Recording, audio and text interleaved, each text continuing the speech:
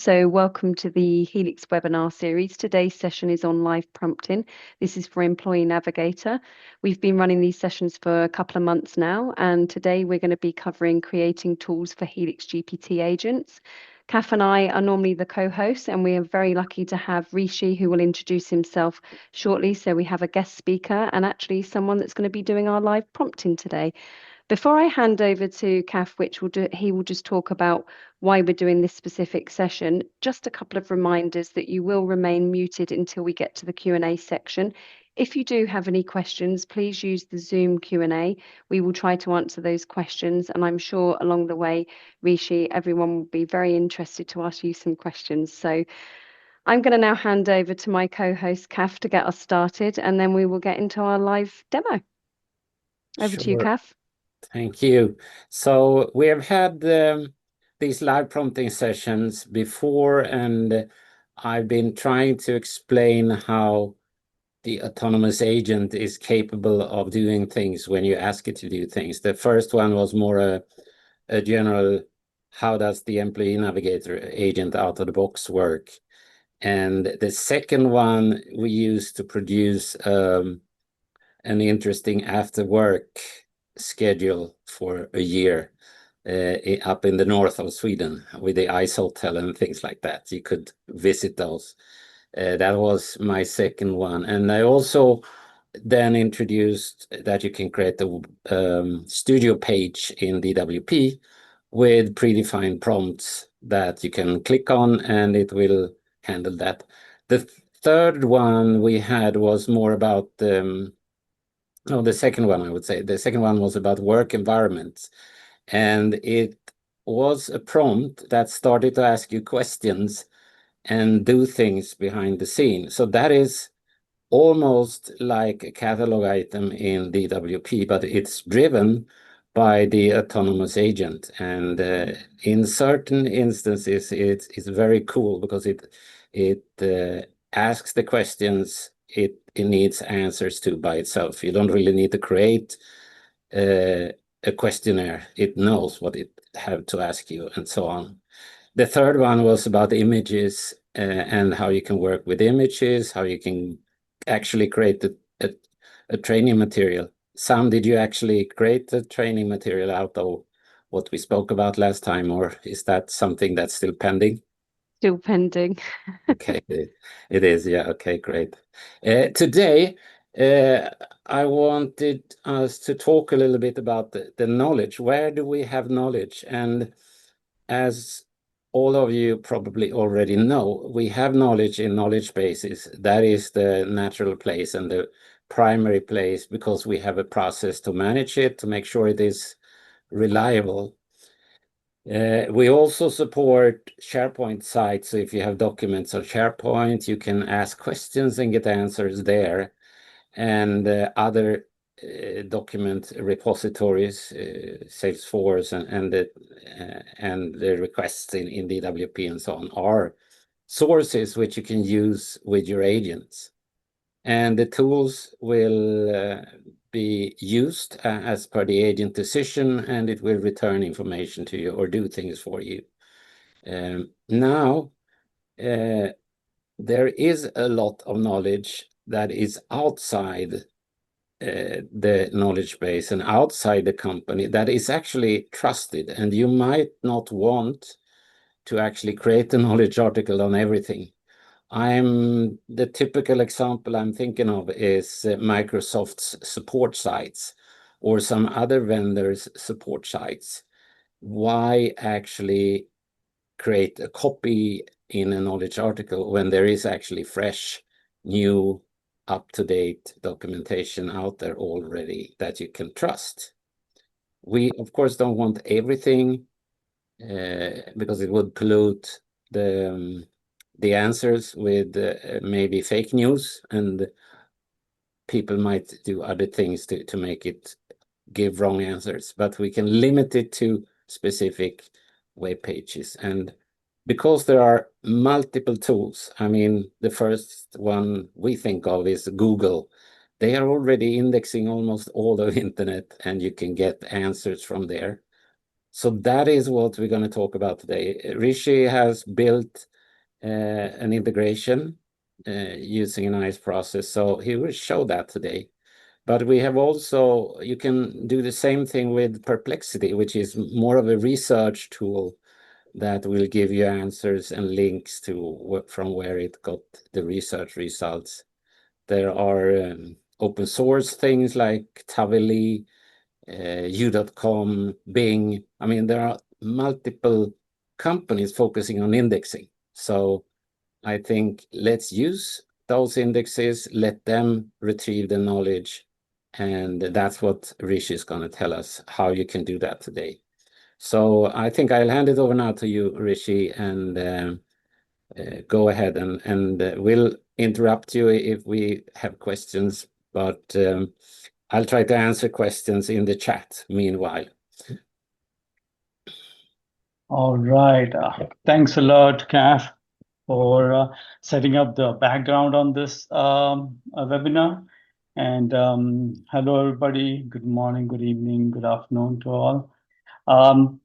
So first of all, I believe you're able to see my screen, and you are right now looking at the intro title. Yes, we just need you on a demo environment now. Okay, so right now I'm switching to my demo environment. If you are able to see, See the Helix portal? right, perfect. All right, so as Kath mentioned, right, we in HelixGPT we have different sources from where the knowledge could be curated and sort of presented to the end user. And this tool, right, means again, this is something I'm very much excited about in HelixGPT, and this is essentially the IS process tool, which basically opens up a lot of avenue for customizing and extending your HelixGPT solution, right? So if we look at our current employee navigator, what you would see is basically that, yes, you have a standard set of instructions, which is based off React recommendation, in the sense it's an agent which would analyze and reason and act on the information that it gets and provides concise or responses to the end user. One of the things that we use in an agent is a set of tools. All the tools that you have seen so far in past are all built in, right? Though those are sort of coded tools which are running on the assistant service, which is a completely different service, which is a black box to pretty much all the end users or the customers involved. So you will not be able to configure too much on those, and it sort of limits what can be done with the your agent. Now, starting 25.2, we introduced a concept called tools. And in this particular webinar, we will just explore one of those tools, which is going to fetch information from Google, right? Means why Google? Because I shouldn't say best or anything, but it's good, it works, and it's up to you if you want to integrate it with anything else, right? So let me go back or go first to the, let's see. Oh, I need to sign in always. Yes. One question, Rishi, when you say integrate to different search engines is one option. This tool is possible to integrate with essentially anything, right? This tool, anything which you can integrate using web APIs, yes. You can also use your own coded bundles, which can use any protocol that you want. So yeah, then it becomes a bit more complex. But my focus primarily right now, when I say right now, it's mostly around any integration that could be done using a web API. Does that answer your question? Yeah, so it's I mean, if you want to integrate to SAP, if there is an API in SAP, you could do that. Or if there's an integration with any application out there that has a REST API call. Right, absolutely, yes. So any REST API that is out there exposed, you're able to authenticate and fetch information, you will be able to get it, right? So when I opened pretty much all the screens, I missed out on one of the important ones, the one that I wanted to show for this demo. Let me copy this page URL. Okay. And I'm going to launch a search view, which is connected or which is pointing to an DWP skill associated with an employee navigator demos agent, right? So basically, you have applications in Helix, DWP, ITSM, virtual agent, and so on. And each of those could have its own set of skills. Here I have Enterprise Navigator, and that would be associated with an agent. Now, this agent that we are looking at currently, it has the default knowledge tool and other event tools and some of the custom tools that I've added. So when I do a search, so this is the current settings. When I do a search, I would see that the search is done against Helix Knowledge Management and SharePoint, right? Those are the sources I have. And when I do a search, something like, say, how do I build a paper jam? But it essentially looks at these sources that we have configured and brings back information. So this is the Employee Navigator standard Correct. UI and response, right? That's right. So, and it gave us a citation to an article which is there internally, which is an RKM article. Images are dead. Sorry about that. Maybe I didn't configure it right. So it essentially shows the knowledge article which are indexed or which are ingested by the HelixGPT. Now, here is the thing, right? My printer is not Xerox. I want to say, how about for Canon, right? And it does the same thing. It would basically look up and try to find if there is any Canon related information. And if it is not there, it would say, sorry, did not find it, or try to find what is best. Okay, so it's saying I'm now unable to find specific troubleshooting instructions for Canon printer, right? But of course, what do you do next? You basically go Google it up, right, to find a solution, because that's what you want. You want solutions. So to make it easier, right, what we can do is we can add a tool which essentially would search Google with the same search term that we have and present you with this information, right? So I'm just going to search for a tool called Ask Google, add it to this agent, going to save this right now, and go back to my search and try the same search, same query, right? There are some times when it takes a while for the agent to identify the new tool, but mostly it's pretty much instantaneous. So right now it is actually looking up the internet, if it is working, of course, and bringing back information which is specific to Canon print. And right now you see that it would give the citation and links that were used to prepare it, and will also provide you the source over here.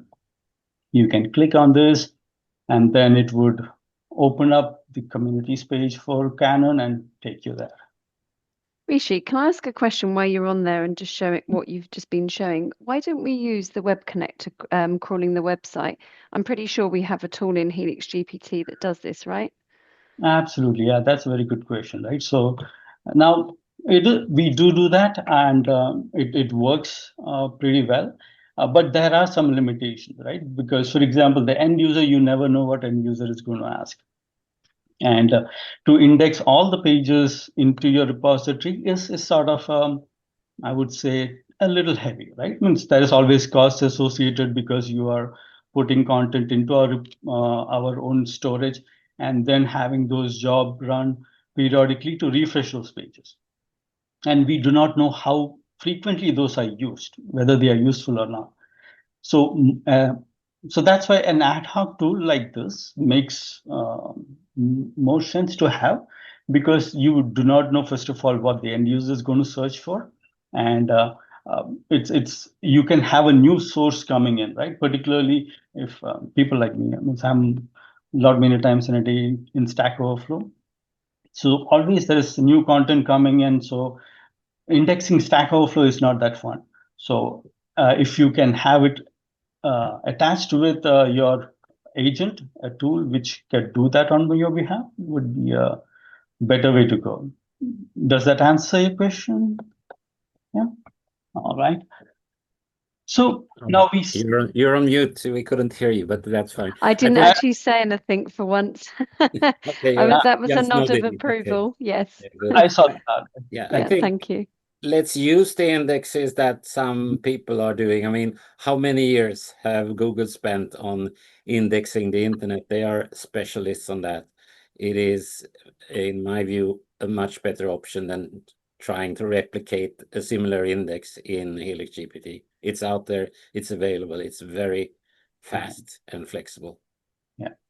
And yeah, it's cost-wise also it's better, I would say. One comment on this page, Rishi, I got the question in the question there that what is HelixGPT Agent Studio? We actually renamed this tool, which is used to manage agents. You can see at the top we have skills, agents, and tools. We called this HelixGPT Manager before because we managed the prompts and the stuff in HelixGPT from here.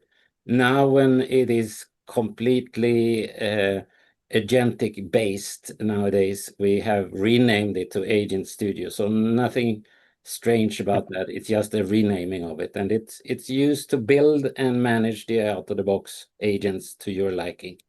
Right. Right. So yeah, today we did not go through that part wherein you can create a new agent.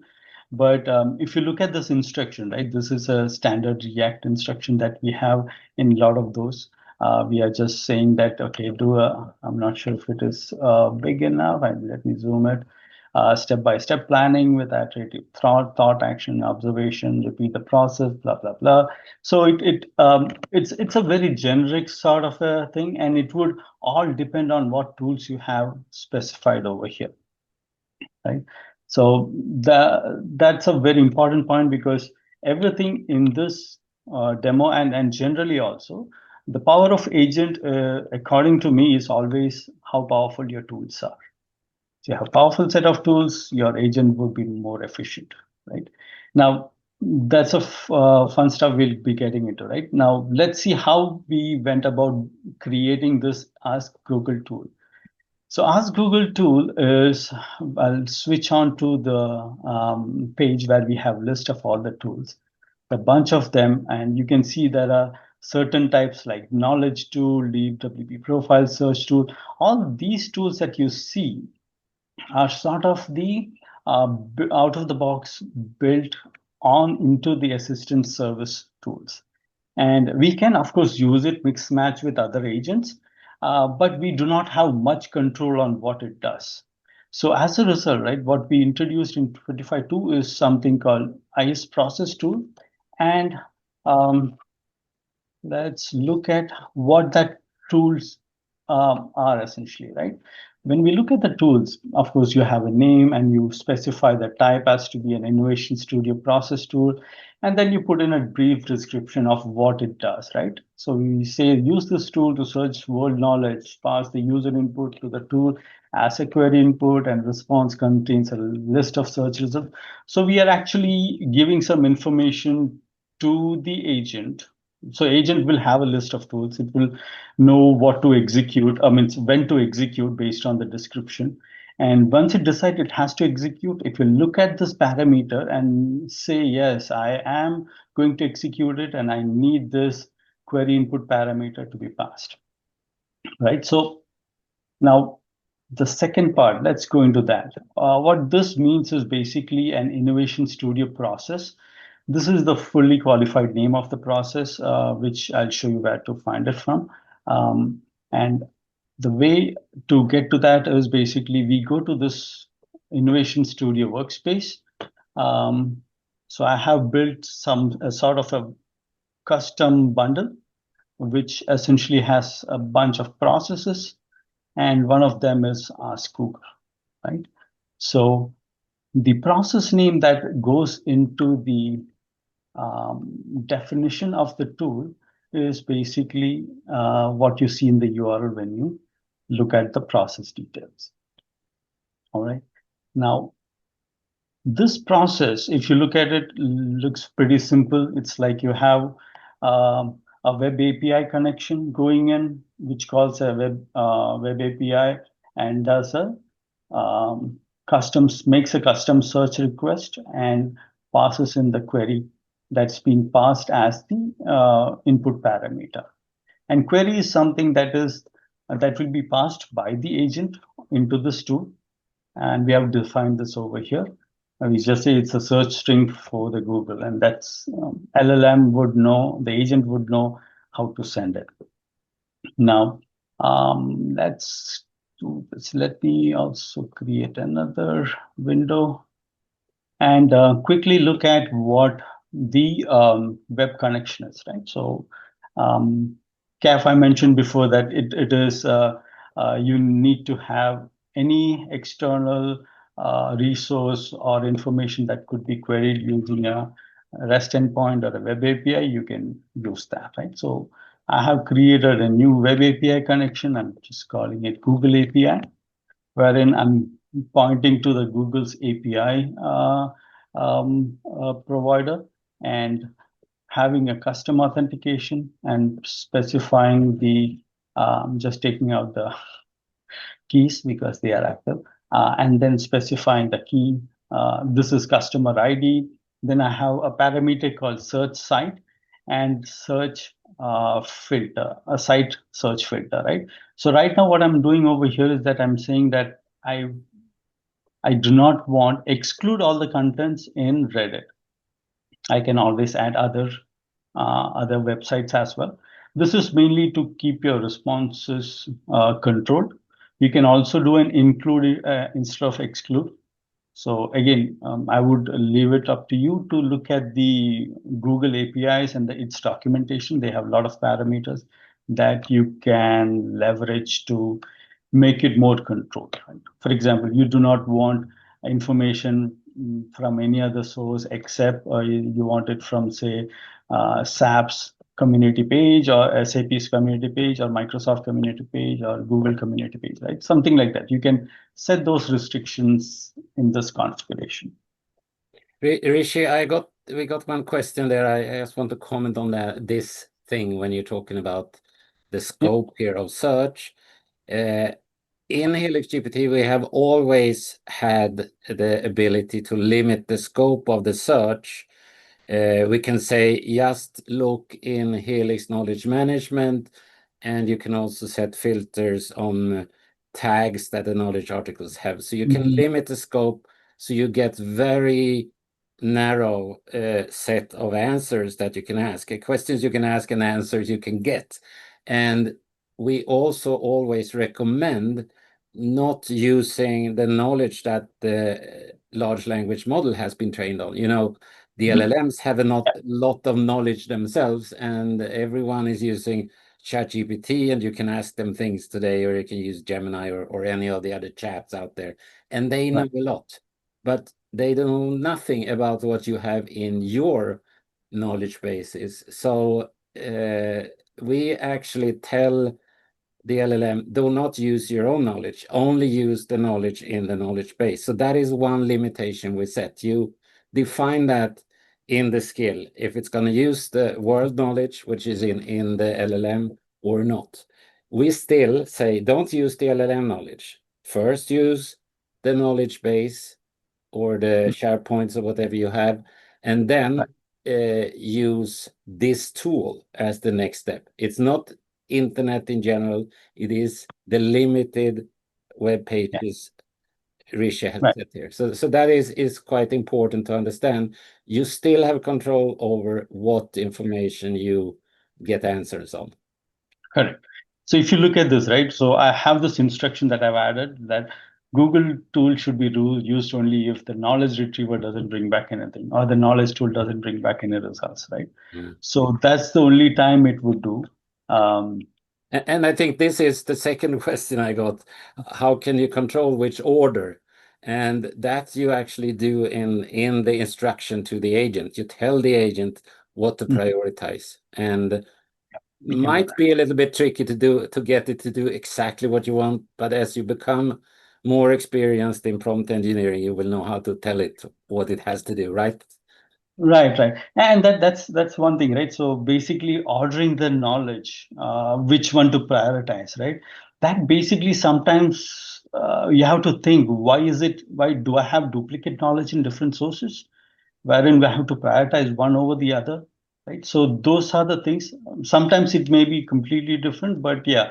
But the LLM, in my opinion, would do justice to bring back the relevant question based on what you have asked.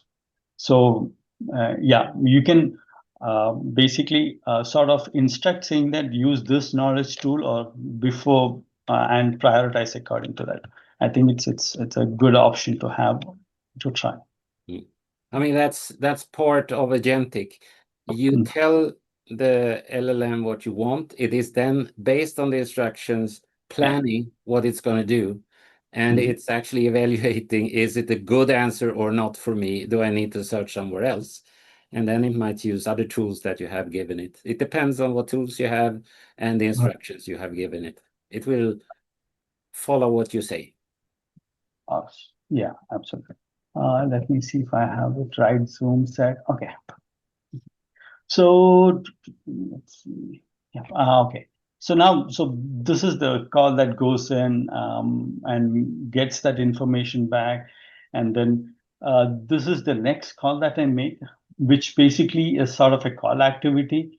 So initially, when you get any content from Google, you just get the initial snippet of information, and that's not good enough to basically understand what to do or get a summary of all the response. So there's another call that goes into an sub process which would pull content from the URL that's provided, and then that is set back to result and sent it to LLM, right? So I might. Okay, sorry about that. Did I close this? Okay.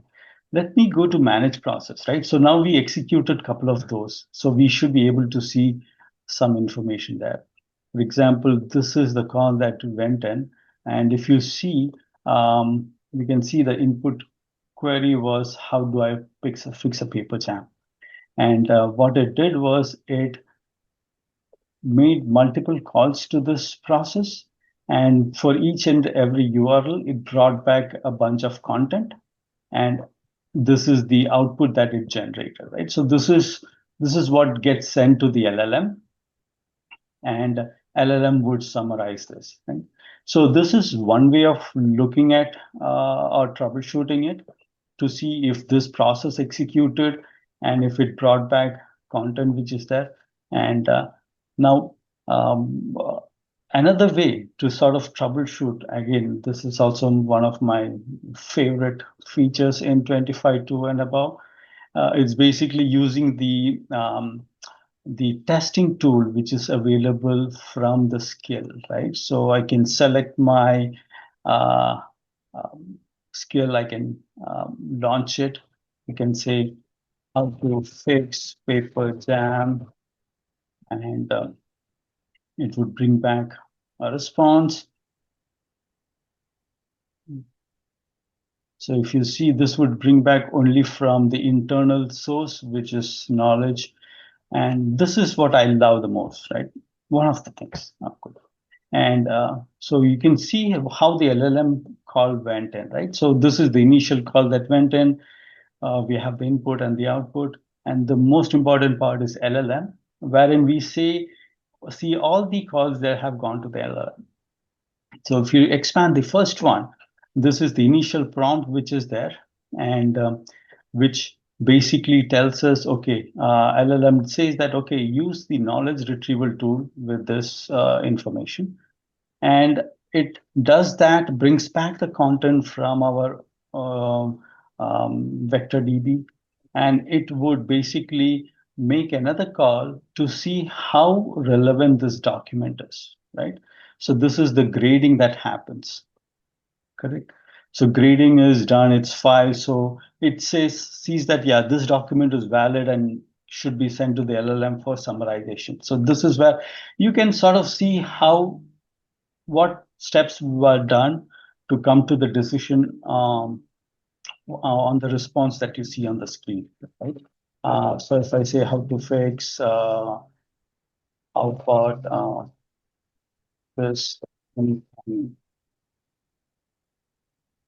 and if I ask the same question, if I ask for Canon, we'll see that it would make the LLM calls, again, get the same set of knowledge articles which are there in the local repository, but would see that it did not grade well, right? The grading was not that great.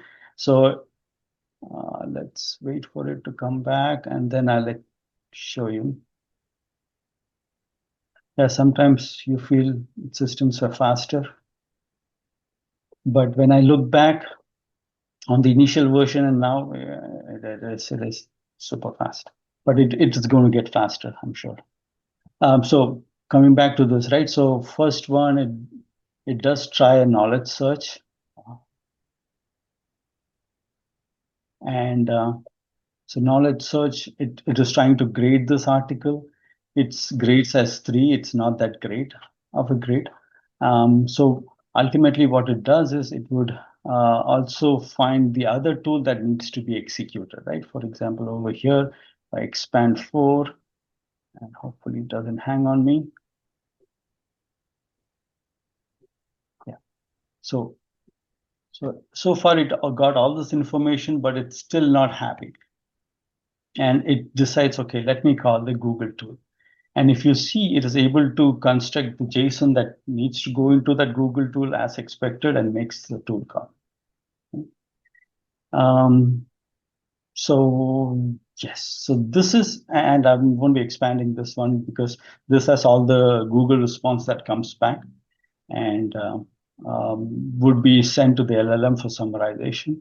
And when you look at the output message, you would see what's been sent, and it would also have the citations present for the response.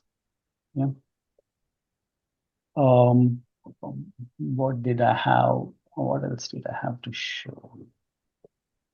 But yeah, again, to sort of summarize the whole thing, right? The Google tool, I think it's going to help a lot of our customers to bring in data from their external system or even from the internal system, right? You can always do a process which would get information from your local record definitions or AR forms, and then just have it as a contextual data for your LLM to process. Yeah. Right. And that, this is the thing that I wanted to cover. I think there would be a lot of questions here. So yeah, I think it would be good to have some time for questions. Good?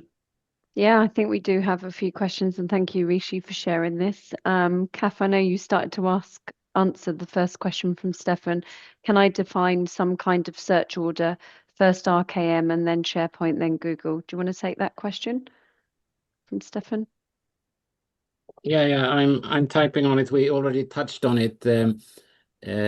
What you have tools, so the tools are used by the agent, and which order it's using it depends on what you tell the agent to do. And you saw that Rishi actually added a line in the instructions to go to this Ask Google tool if it doesn't find anything in the knowledge base.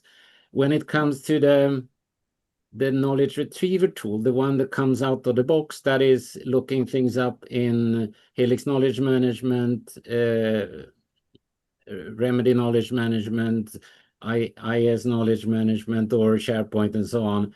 That tool is is kind of ranking the responses. So there you have less control over it. What you have control over is how many you retrieve and which level of similarity you do for showing it in the answer. So you can tune that, but it is more automatic. You don't really need to bother about which order. That is done by the agent itself. Right. Trying to get to my question. Let me see. Why don't I see the question? One from Carl. There was another question, Rishi. Is the visual diagram that shows the configuration steps, for example, IS process, tools, skill, etc.? Okay, so let me understand this question better. So a visual tool to configure the connector, configure the tool? It is more of a menu-driven thing right now, Carl. It is the agent studio you see there, and it's very logical to use. What we are working on is making it agentic, so you don't really need menus or anything at all. It will do it for you.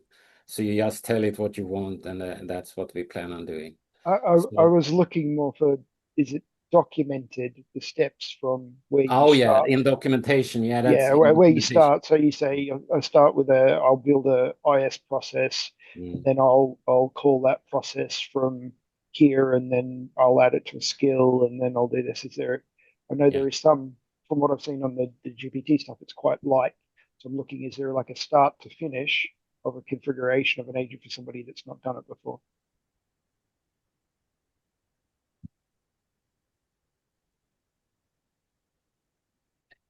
Do you want us to do the other ones verbally as well, Samantha, or do you want me to type? Let's take them because we've got time live as well. So another question was, can we have one skill that is both prompt-based and agent-based?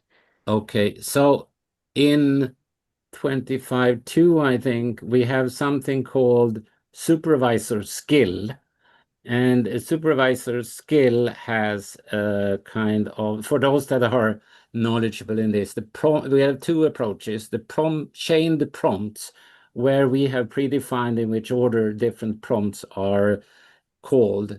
When you go to agentic, you actually let the agent decide how it's using the tools instead. That's what we are showing here. But in the previous releases, we had prompt-based chains, and those are still there and works and are pretty good. But you don't have the same flexibility, and you don't let the agent decide as much. We have decided for it. Now, you can mix prompts with agents if you use a skill which is called a supervisor skill. You define it as supervisor skill, and then you have a first prompt in that supervisor skill, and now it's a prompt which is routing you to either the agent or to some prompts you have defined. But those prompts need to follow that same process we have had before with the chain prompts. So yes, we have support for supervisor skill. In 25.3 patch 1, we also support a supervisor agent, which is much more autonomous than the supervisor skill. So I think yes, we can do both the supervisor skill and the supervisor agent. Is Insight Finder AI agent available to customers only if they had subscribed to HelixGPT? Insight Finder is the one that is looking into your Helix dashboard's telemetry database and can generate dashboard for you and analyze and find insights based on the Helix dashboard's database. That one is, if you have an ITSM license, you are entitled to both Employee Navigator and Insight Finder. So You don't need a separate license for HelixGPT if you have ITSM licenses right now. It's the two agents, Employee Navigator and the Insight Finder, that we ship with, or you have entitlement to if you have ITSM suite licenses. But I mean, talk to your account manager if you want to know exactly what you get and what you don't get. Thanks, Kath. Radhika, I can see you've come off mute. Did you have any further questions? Don't know if you can hear us. I think maybe they're not actually fully online. Okay, next question was from Soyog. Will these tools and IS processes with the prompts be shipped out of the box with a Helix implementation? In 25.1, we shipped the first agent with tools for Employee Navigator. In 25.2, we made it GA. It was kind of a beta release in 25.1. Now in 25.3, if Rishi has it open, he can show you there is a long list of agents that we ship and the long list of tools. If you go to the agents tab, you can see there is like, I don't know, 30 agents, I guess. Yeah, it's 42. A lot of those are custom built out. So yeah. So, and then if you click on tools, you have the tools there as well that you can use. And you can either use out of the box skills and agents, which is recommended, of course. But if you need to do something on your own, don't be afraid to test. I have played with it. It's amazing. It's really fun. If you click on the tools tab, you see it's a long list there as well. 53 tools right now. So yes, those are shipped out of the box. The one that we are talking about today is documented as a blog, so that you can build a similar tool yourself. That is the purpose of this call and the purpose of the blog. So Samantha will share the link to that blog later on. We'll put that in the Q&A. Soig, does that answer your question? Did you have anything else? If you can come off mute. I can see you're still on. If not, we will move to the next question. Can you hear us? I think there's audio issues, Kath. We'll move to the next one. I know sometimes people join via the browser and it doesn't allow them to actually speak. Okay, next question was, will GPT read the context of images present in ComAround? Well, right now, we ignore the images. I can say it that way. In the current release, we are ignoring the images and links and HTML code and so on, because when we had it included in the beginning, it confused the LLM quite a lot, because it got a lot of rubbish or noise that it couldn't really handle. Now, and also because the LLMs didn't really support it in the beginning. Now, you can upload images and you can send them to the LLM and you can get answers back from them. So that we do from an end user point of view. But you are asking, do we actually see the images in the knowledge articles? And that is not ready yet. We are right now working on it. I hope I have code ready next week to retrieve the images that are in the knowledge articles. And when you get the answers, they will be shown in context of the text around the image. So that is the first step. The second step is to actually let the LLM look at the image and see what's on it. I mean, do you see cars, or do you see boats, or do you see an error message, depending on what, do you see a screenshot? That is what we will do in next release. So we'll take it step by step. Thanks, Kath. Okay, next question. Do you want to take that one, Rishi? I saw you had answered it. I think you may have already done it. Yeah, I just did that. Is there any further question? The question was around whether they have any external system. Is it better to ingest them into VectorDB or API? My personal preference is API, because then it's easier to manage. And once you have it in VectorDB, you have to have other management process to make sure they are kept up to date and refreshed. So I would suggest starting with an API and then depending on your detailed use cases, you can decide if it makes sense to have it in the vector DB. Thank you, Rishi. Okay, I think we have tested a little bit, and some search engines, I mean, if Google is good because you get good answers back from Google, we see that because they have so much knowledge. But we have tested a few other tools that have a kind of old-fashioned keyword-based search engine, and then you don't get so good answers. In those cases, it might be better to actually crawl the pages and index them in the vector database because you might get better answers. This you will have to decide, I think, from a case to case. And the other thing is, like we said before, why duplicate information that is already out there? Why keep maintaining it when someone else is very good at that and doing it for you? So a balance between different functions, I would say, depending on what you are after. But you can do both. That's the good thing. Yeah. Other thing, right? Since this is mostly about the tools, IS process tools, I just wanted to quickly touch on one of the agents that we had created using the tools, pure tools. So if you see, there is this agent called AWS EC2 instance, wherein we are not doing anything related to Employee Navigator, no knowledge article, no creation of service request, nothing of that sort. It just has 4 tools, basically, which gets instance, updates, tags in EC2, terminates instance, and creates instance, right? So these are the 4 important ones. Ignore the image tool. So these are the 4 ones that are there, right? So the way it would work is basically, and again, if you look at the instruction, is the standard instruction that is a React instruction.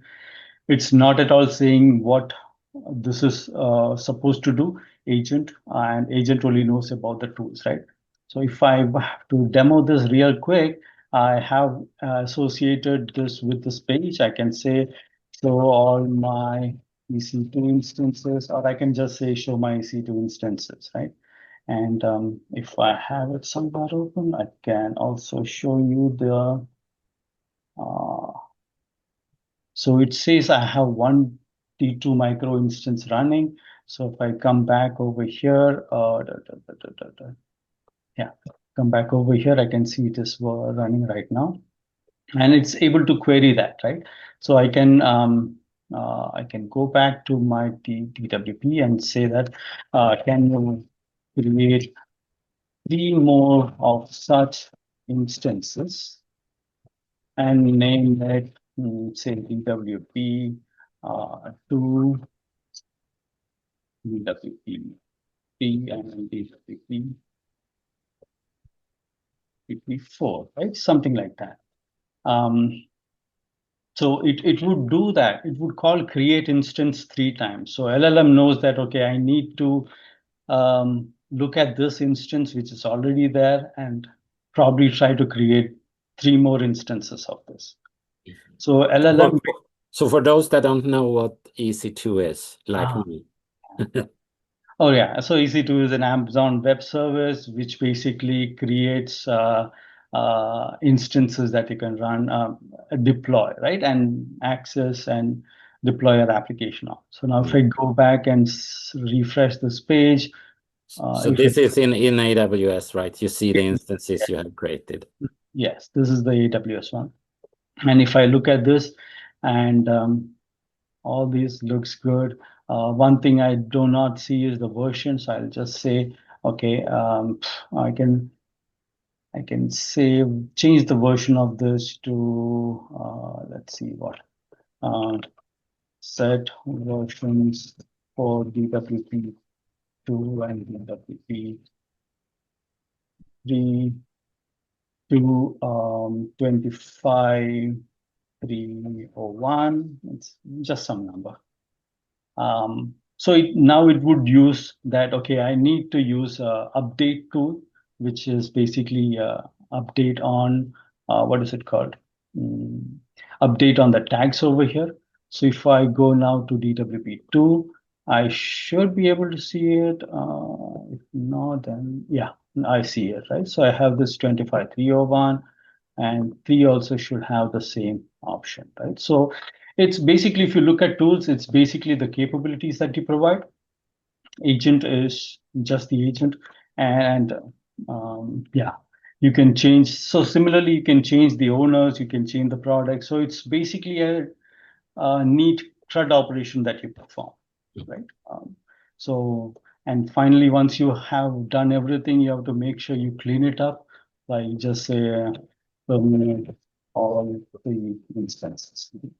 Of course, you do not do this because services will go down, but just for an example, right?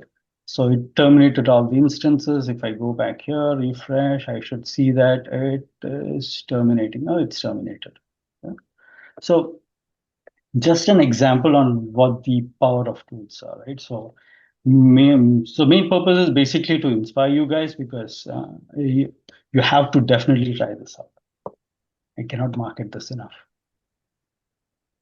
Okay, now we can get back to the regular questions. I'm sorry if I went too fast, but No, it's okay. Kath, do you want to take the next question? let me look at it The as Martin one. The Martin. Yeah, Martin's. Yeah.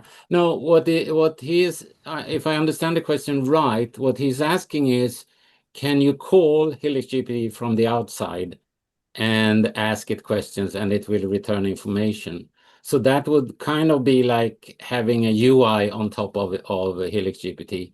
There are a number of emerging standards on the market coming up. This is moving fast, and we haven't really decided what we will support to do agent-to-agent communication, because this is what you would normally call this. There is also another standard coming up. One is called A2A from Google, and there is another one calling MCP. And you are kind of asking, can you create an MCP server, which would be the hype right now.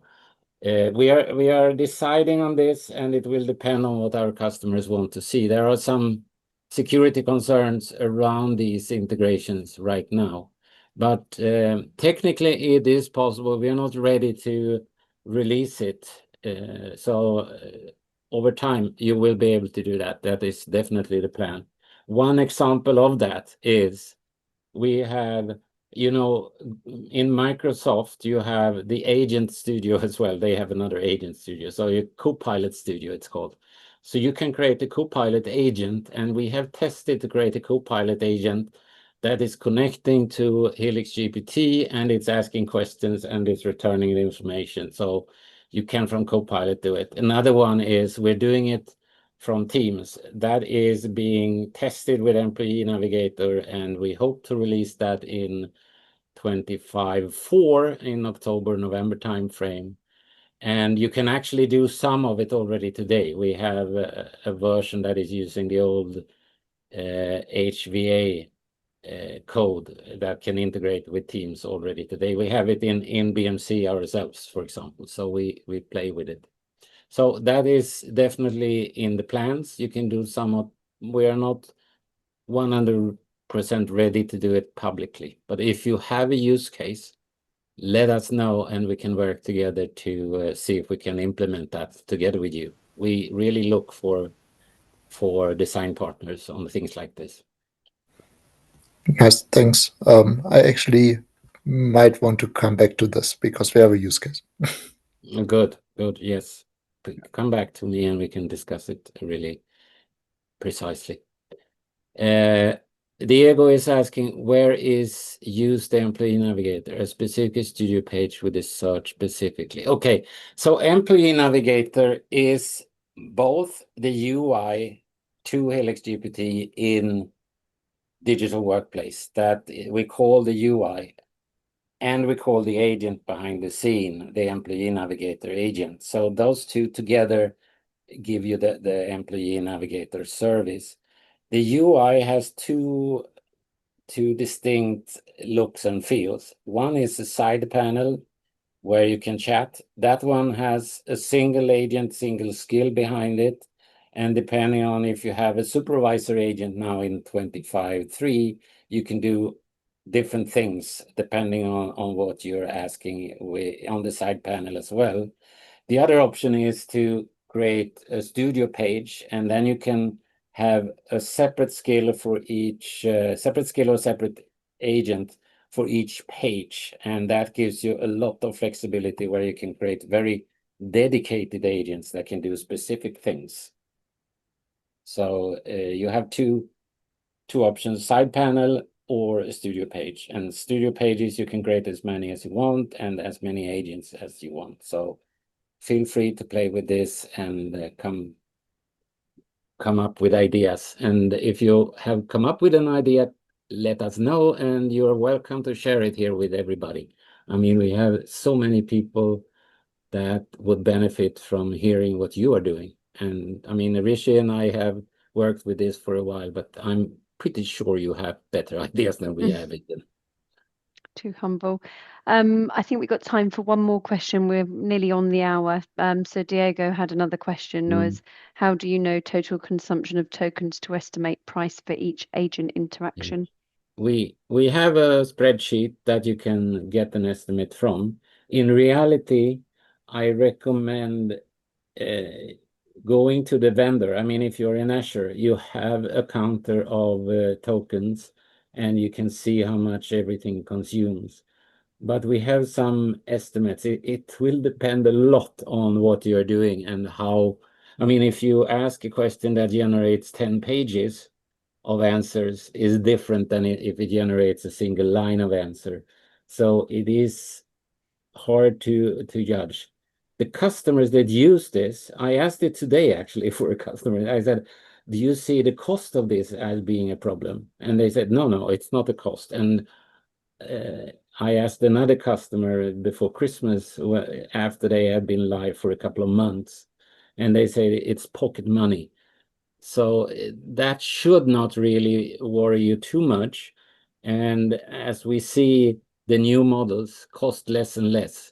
We got GPT-5 last week released from OpenAI. It's about 20% lower price than GPT-4.1. So costs go down to use this, and I don't think that is a big problem in the long run.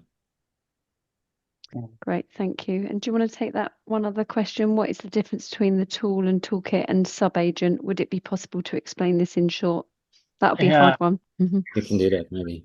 Let me try it in short. It's basically, tool is basically one particular action that it performs it really good. And you can have this tool added to a set of other tools and made it as a toolkit, right? So it's again, tools and toolkits. The difference is basically a connection information can be provided at a toolkit, which would be applicable to all the tools, right? So it's mainly a grouping activity that happens when you have a toolkit. And tools are basically independent ones. They are not related or sorts, and can work independently. So that's the difference. It's and sub-agents. Sub-agents are basically agent itself in the sense, but can be invoked by another agent, right? So I can always specify that, okay, agent, employee navigator agent can call, say, something like a Teams agent. Again, that is not a valid example, but I'm just throwing out something. So it's so right now, if you see, there are other things also coming up called A2A, agent to agent protocol, and things like that. This was initially started, so it is not an agent to agent protocol that we see here, but a way to tie multiple agents together. So it's more sort of I would say, proprietary. But we do have thoughts on moving into A2A space as well. Yeah. And the difference between an agent and a sub-agent is nothing, I would say. It's when you have a supervisor agent and a sub-agent that the supervisor might coordinate what the other agents are doing. And those we call sub-agents. They're just agents, but we call them sub-agents because they belong to a supervisor agent. So it's a hierarchy of agents, essentially. Okay. We are at the hour. Do you want to? We are. There is one Okay. thing that somebody has asked to show, and I think the other questions will put them onto the blog post. Radhika had asked, can you show how to add the vector DB, please? I don't know if that's a quick thing, but I'll ask you if that's possible, Rishi. If not, So then maybe another one. it is not, but quickly to answer that, VectorDB is another service that is running inside Helix. And what it does is that we have jobs that we run that can be scheduled to pick all the knowledge articles which are modified, created recently, and vector them and put it in the VectorDB, right? So it is mostly an admin task. Let me see if I can find a place where it is doing this. So if you go to, let's see, HelixGPT Studio. So you have something called data connection job, which the admins would run. And over here, you can create a new job which would ingest data. You specify the connection ID, and connection IDs are essentially if you have anything specific to SharePoint, or if you have a different RKM instance, you specify that. You specify there's data source as HKM or probably just RKM. And you just run this, execute now and run this. So it will connect to that data source, ingest everything, and put them in VectorDB. That's what it does. Manually or automatically on a frequency, like every hour, every day, every week, depending on how fast you want to get the new things updated. And if you remove a knowledge article or remove a document on SharePoint, it will be removed from the vector database automatically. So very little work to do on a daily basis on this. Yeah. So you have to do it once, and then you'll have the jobs which would basically do the delta updates or deletes as needed. Yeah. Thank you for showing, Rishi. Okay, I think we're a few minutes over. We've got a couple of questions we haven't got to, but really good job at getting a lot of questions answered. And I think a record again, Kath, for you and I to be on here right until over the hour. Thank you for Rishi for sharing his content today, and hopefully we'll bring you back again. I'm sure there'll be lots more questions, and I will share them with everyone on a blog post. Please give us 24 hours or so, and we'll send a thank you email out with the recording, the slides, and everything we've shared today. Well, I say slides, actually the live demo. If you do have any other topics that you're interested in that you would like us to live prompt, please reply back and spend 5 minutes just filling in the survey. And again, Kath and I always ask, and we haven't had anyone come forward brave enough yet. If you are interested in coming and doing the live prompting session with us, do let us know and we will set some time up with you. But thanks again. We will see you next Can month. I say one thing before we stop? So yeah, we go don't for forget it. that. On September 9, we have a user group in Stockholm where we will do more live than this. We will be physically in the room and talk together in this open-ended discussions. You can ask whatever you want. We will try to answer the questions live. It will be me and some other very good people there to support you. And then on the 10th, we have the roadshow session where we have even more people from BMC and many customers. It's a very good opportunity to exchange experiences and learn how to do things from each other and from us in BMC. And I'll share the link for those to sign up if you're based in Sweden. We also actually, and you've reminded me, Kath, to say that in September also we have on the 16th Sao Paulo. So if anyone is based out in the Latam region, we've got Riyadh that's coming up in October for the Helix Roadshows. And then we come to New York on November the 6th, November the 12th, Madrid, and November the 20th for Frankfurt. So we're about halfway through. We've done a few sessions already over in different locations. They are going to have some of them user groups, but if they don't, there will be some hands-on sessions and also some of our updates really where we're going with agentic AI. So hopefully we'll see some of you there in person, but I will share those links out, the ones that are available. Thanks for getting that in at the end, Kath. Excellent. And To the rest of you, thank you very much for attending. We will see you next month. We haven't decided on the session yet, but I'm very, very hopeful someone might come through and tell us they want to share their thoughts with us. Otherwise, hopefully we'll see some of you on the Service Collaborator webinar agents that we're going to be running tomorrow. That will be with Harshad, one of CAF's colleagues. And then we've also got the knowledge curator. So someone did ask around come around today. Next week on Thursday, we're going to be showing you the knowledge curator. So look out for those sessions. I will put the link to the webinar page. They're still ready for you to register. Don't And see you all forget soon. what's new in 25.3, the DWP one next week. That's also on the 21st as well. And we have already a lot of sign-ups.